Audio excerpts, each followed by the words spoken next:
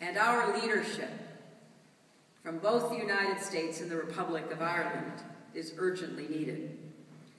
My argument will be that these human rights battles implicate both our values and our interests, and that they take place at the heart of the great geopolitical challenges of our time, not in some separate and distinct sphere set apart from the real hard stuff going on in the world.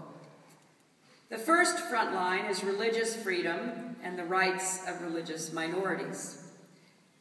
Amid the uncertainty of unfolding transitions to democracy, old hatreds flare anew, particularly toward members of minority groups. And in many places in the past year, we've seen religious minorities become targets. In fact, members of faith communities have been under pressure for a long time, and they report that the pressure is rising. That threatens not only the religious minorities themselves, but the futures of their societies, because a society can and should be judged, in part, by how it protects the rights of its minorities. Societies are strongest when they deliver justice, not just for the powerful, but also for the vulnerable. And while religious freedom is a human right unto itself, this issue is about other rights too. The right of people to think what they want, say what they think, associate with others, and assemble peacefully without the state looking over their shoulders or prohibiting them from doing so. In the Middle East and North Africa, as in other places in the midst of transitions, like Burma, the United States and the world have an interest in seeing new governments build the institutions and legal foundations they need to achieve lasting stability internally and to be constructive partners internationally. In other words, we want those transitions to go well.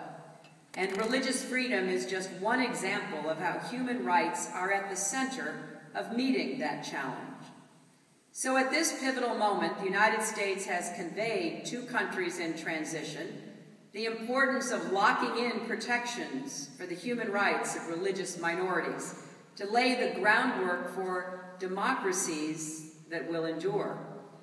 We've reached out to religious minorities. We meet with them at their places of worship and in their homes so we can better understand the challenges they face as we elevate religious freedom both in international settings and bilateral diplomacy.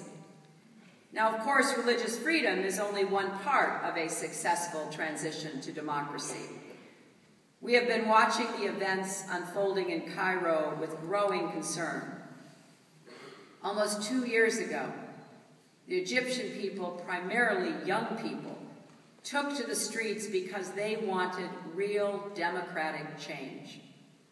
And they deserve a constitution that protects the rights of all Egyptians, men and women, Muslim and Christian, and ensures that Egypt will uphold all of its international obligations. They also deserve a constitutional process that is open, transparent, and fair.